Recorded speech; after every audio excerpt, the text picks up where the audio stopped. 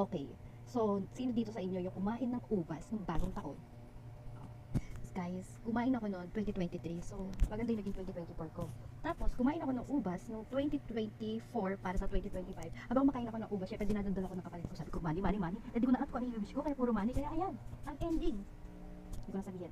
Tapos, nitong 2025, syempre kumain ulit ako ng ubas. Pero yung seryoso na, may listahan ako ng wishlist ko kada buwan. Kasi diba, 12 grapes, 12 wishes. So, this 2026, ang masasabi ko lang na parang totoo siya. Joke lang.